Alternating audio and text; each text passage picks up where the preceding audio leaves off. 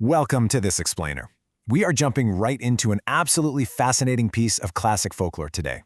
We're going to explore a legendary tale of wit, wisdom, and, well, the true meaning of foolishness. It's a famous story featuring the brilliant court jester and poet, Tenali Rama. Now, if you're a fan of clever, historical anecdotes that pack a really profound real-world lesson, you are in the exact right place. We're going to break down this story to uncover exactly what makes Tenali Rama's intellect so incredibly timeless. But before we step into the royal court, I want you to think about this. Have you ever wasted your time looking for a fool? I mean, it sounds like a completely ridiculous question, right? Why would anyone actively seek out foolishness? But as we're about to see with King Krishnadevaraya, human behavior and royal decrees can sometimes totally defy logic. Keep this question in the back of your mind as we travel back to a time of kings, courtiers, and some very, very strange demands. Section 1. The King's Strange Contest. Okay, so King Krishnadevaraya, who ruled over this really vast and prosperous empire, decided one day to make a highly unusual, almost bizarre announcement right in the middle of his bustling royal court. It wasn't about taxes or wars or new laws. It was a completely strange contest that left every single one of his courtiers entirely shocked. He dramatically declared that a massive reward of 100 gold coins would be given to anyone who could complete his task. And the task? They simply had to find and bring forth the absolute biggest fool in the entire kingdom. Just imagine the scene, the absolute richest prize for the absolute most foolish person. Well, as you can guess, the pursuit began immediately. Days passed. The courtiers, practically drooling over those 100 gold coins, scoured the kingdom. They brought tons of candidates into the royal court, presenting all sorts of village idiots and clumsy individuals. But, here's the catch, none of them were foolish enough. The king inspected each one, and time after time he rejected them. No one, it seemed, was quite foolish enough to earn the ultimate title. Which brings us to Section 2, the Fool on the Horse. Just when it seemed like the king's impossible standard would literally never be met, entered the clever Tenali Rama. But he didn't come empty-handed. He brought a highly unusual candidate with him, and the entire court immediately stopped what they were doing to watch. Now, this man isn't just walking into the court, he's sitting on a horse. And while he's sitting on that horse, he is carrying a massive, heavy bundle directly on his own head. Try to picture the utter absurdity of this. A man riding a beast of burden, but choosing to carry the heavy load on his own skull. The king, naturally completely confused by this, demanded to know what the man was doing. And this logic is perfectly twisted. When the king asks the man to explain himself, the guy replies with complete, deadpan sincerity, "My horse is already carrying my weight. I don't want to burden it more, so I kept the bundle on my head." He genuinely believed that by putting the bundle on his head, he was saving the horse from carrying the extra weight. He completely ignored the fact that, the horse was still carrying both him and the bundle. Upon hearing this, the entire royal court just erupted into massive laughter. The king's reaction was completely triumphant.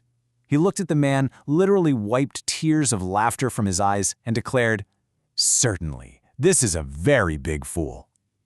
King Krishnadevaraya was fully convinced. He really believed his strange contest had finally found its rightful winner.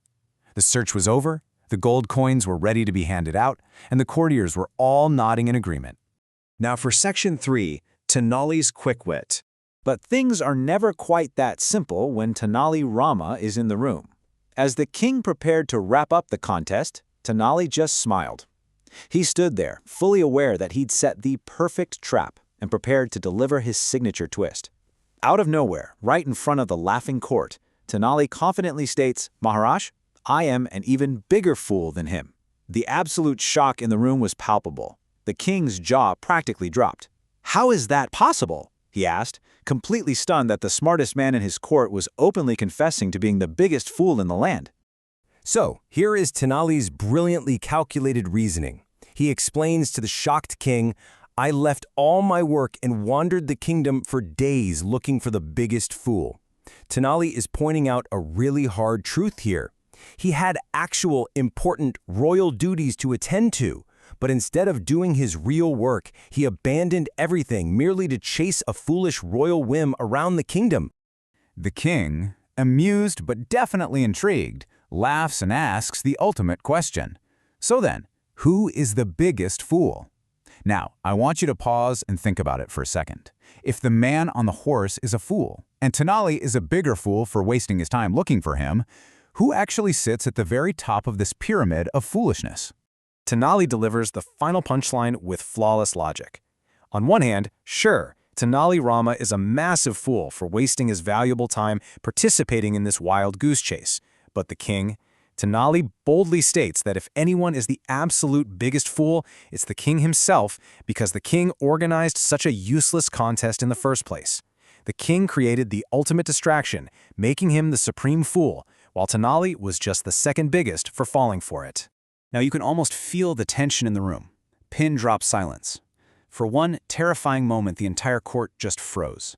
No one dared to breathe after someone just called the all-powerful king the biggest fool in the empire. But then, the king burst into loud, joyful laughter. He absolutely loved it. He appreciated Tenali's quick wit so much that he happily rewarded him with the gold coins, famously stating that no one could ever stand before Tenali Rama's intellect. And that leads us to Section 4, the story's true lesson. Because, look, this isn't just a funny anecdote about a king and his jester. It's a mirror held up to human nature, and it has incredible practical applications for our everyday lives, centuries after the story was first told.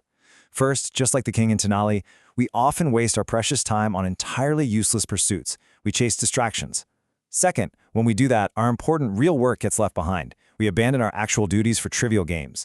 And finally, the ultimate moral: true wisdom isn't just about raw intelligence or being clever. True wisdom is recognizing what actually matters and prioritizing meaningful tasks over trivial distractions. And that leaves us with this final, vital question. What useless thing are you spending your precious time on today? Are you organizing a foolish contest in your own life, or are you abandoning your goals to chase someone else's distraction? Take a page out of Tenali Rama's book, recognize the distractions, claim your wisdom, and get right back to the work that truly matters.